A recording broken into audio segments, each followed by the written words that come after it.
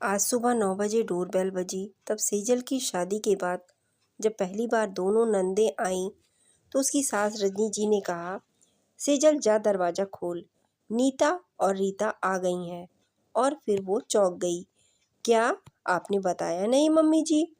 फिर रजनी जी ने कहा, मेरी उनसे सुबह ही फ़ोन पर बात हुई। अभी थोड़ी देर पहले ही फ़ोन पर उन्होंने बताया कि पहुंचने ही वाली हैं। ठीक है मम्मी जी कहकर वह बाहर चली गई। उसने दरवाज़ा खोला। तब रजनी जी ने कहा, अरे सेजल, कैब वाले को पैसे भी दे देना।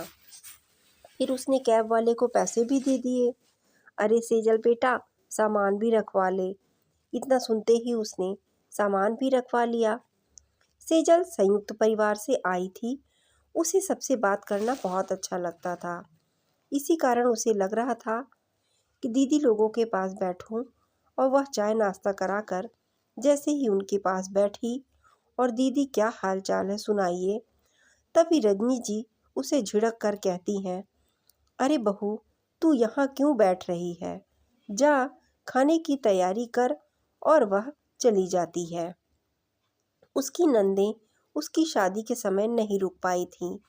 अब बच्चों के एग्ज़ाम ख़त्म हो गए थे तो वे रहने आ गईं। पर सेजल को उनके पास बैठना अच्छा लगता था।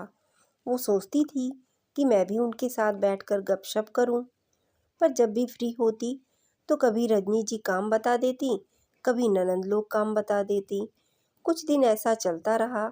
एक दिन जब वो कपड़े उठाकर जैसे कमरे में अंदर पहुंची तो रजनी जी के साथ नीता और रीता दोनों बातें करते चुप हो गईं।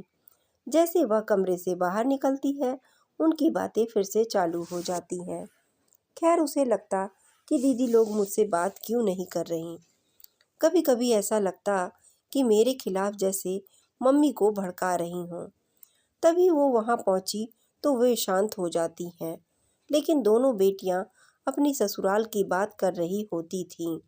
वो सेजल खुली नहीं थी, इसलिए वो चुप हो जाती थी।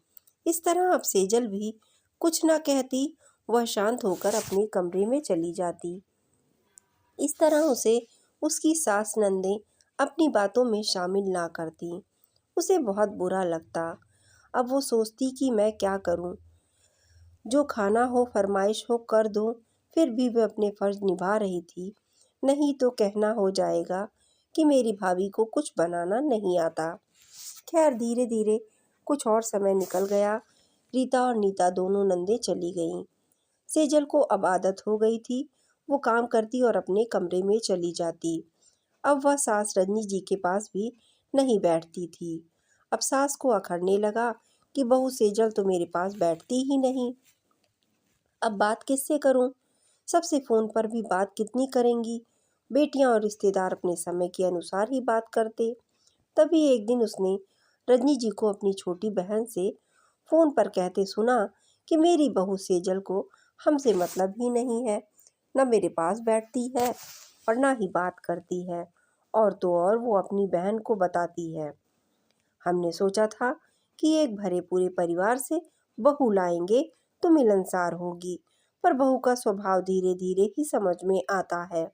जब उसने फ़ोन पर सास रजनी जी की बात सुनी, सुनकर धक रह गई। मम्मी जी मेरे बारे में क्या बोले जा रही हैं? मैं जब उनके पास बैठने को करती थी, वो कितने काम बता देती, या दीदी लोगों से बात करते करते वो चुप हो जाती थी। आज उनके मन में ये सब बातें हैं। अब वह सोचती है तो करूँ क्या? कुछ बोलूँगी तो बुरा ना मान जाए। खैर, उसने एक कान से सुनी, दूसरे कान से निकाल दी। कुछ समय बाद जब मौसी जी आई तो उन्होंने उसका व्यवहार देखा। वह सब बहुत अच्छे से मैनेज कर रही थी। सुबह से लेकर रात तक अच्छे से बात करती। पर मौसी जी बहन जी होने के कारण रजनी जी के पास ज़्यादा बैठती। फिर भी वह महसूस कर रही थी, सेजल काम जरूर बोलती है, पर ठीक तो है। तब उन्होंने कहा, अरे सेजल बेटा, हमारे पास भी बैठो, हमसे भी बात करो। तभी रजनी अपनी आदत अनुसार बोली, अभी इसे साय आरती करनी है। तब मौसी जी ने कहा, थोड़ी देर से कर लेगी, 5-10 मिनट मेरे पास बैठ जाएगी तो क्या हो जाएगा?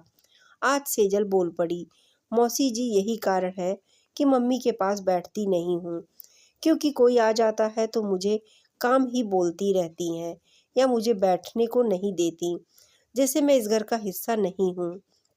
मुझे मम्मी जी एक काम वाली बाई जैसा समझने लगती हैं। अब बताइए मैं क्या करूं? ऐसे ही जब रीता और नीता दीदी आईं, तब भी इनका व्यवहार ऐसा ही था और मैं सबसे फ़ोन पर कहती रहती कि मेरी बहू सेजल मिलनसार नहीं है। फिर रजनी जी ने कहा, अरे छोटी बहू सेजल, बहू काम नहीं करोगी तो कौन करेगा? नीता और रीता बेटी घर में है तो काम करती ही हैं, उनसे क्या काम करने को कहूँ? अरे ये हम लोग के साथ बैठेगी तो क्या समय पर काम हो पाएगा, इसलिए कह देती थी, बस और क्या। फिर मौसी जी ने कहा, दीदी 4 लोगों को काम 4 हाथों से जल्दी होता है, इसलिए सब हाथ में काम करती तो सेजल को भी अपनापन लगता। ऐसे में क्या हुआ ना, आपने घर के काम में साथ न दिया, ना रीता और नीता ने। क्या ऐसा करना सही है? ऐसे काम करते रहते हैं क्या? इसी तरह वह दोपहर कमरे में आराम करने लगी। यदि वो रोज काम करके कमरे में थोड़ा आराम कर ले तो क्या बुराई है। अब उनको भी महसूस हुआ कि सेजल भी थक जाती रहती होगी। थोड़ा हम सब भी बात करते और साथ में काम कराते तो दिल से वह दूर ना होती। अब मौसी ने कहा, बेटा मेरी दीदी ही यहाँ गलत है, तुम अपनी जगह सही हो। थोड़ी देर में रजनी जी की बात करने के बाद दिया बाती करके वह स्वयं उठी और शाम की संध्या कर ली। उसके बाद रजनी जी को समझ में आ गया कि अपनापन ही बढ़ता है, ना कि कानाफूसी से। अब सेजल भी अंदर से खुश हो गई थी। चलो मौसी जी की बात मम्मी जी को समझ आ गई। ऐसे ही मौसी जी 2-3 दिन तक रुकी रहीं। अब सेजल को भी साथ बैठने का समय मिल जाता और काम भी समय पर हो जाता। फिर मौसी जी के जाने का समय हुआ, तब सेजल ने मौसी जी के पैर छुए। उसी समय मौसी जी ने कहा, सेजल बहू, तुम्हारी जगह मेरे पैरों में नहीं बल्कि दिलों में है, तुम मेरे गले लगो। उसे बड़े प्यार से गले लगाते देखते ही रजनी जी की आंख भर आई। वो बोली, छोटी, तूने मेरी आंखों में बंधी पट्टी खोल दी। साथ रहते हुए भी इसे गलत समझ रही थी। तूने 2 दिन में मेरे मन के दरवाजे खोल दिए। अब सेजल के मन में भी मेरे प्रति कोई मैल ना होगा। फिर छोटी बहन ने कहा, दीदी आपकी बहू हीरा है, इसकी आंखों की चमक कभी फीकी मत पड़ने देना, कभी किसी से इसकी बुराई मत करना। मैं आपके हाथ जोड़ती हूँ, क्योंकि बहू ही सदा साथ देगी, ना कि बेटी। और वे दोनों का हाथ देते हुए बोली। और दोनों सास बहू के मन में एक संतोष का भाव होता है। दोनों एक दूसरे को देखकर मुस्कुरा दी। तो दोस्तों, बहू के साथ ऐसा व्यवहार रखें कि उसे पराया ना लगे। जब बेटी के आने पर बहू के प्रति व्यवहार में बदलाव ना लाएं कि उसे उपेक्षा महसूस हो। जैसे एक माँ बेटी के प्रति अधिक ममता उलेड़ती है और बहू को नजरअंदाज करती है, ऐसे में साथ रहने वाली बहू भी दुखी हो जाती है और ऐसे में कड़वाहट पनपने लगता है। तो दोस्तों, आपको कहानी कैसी लगी कमेंट में अपनी राय ज़रूर शेयर करें। धन्यवाद।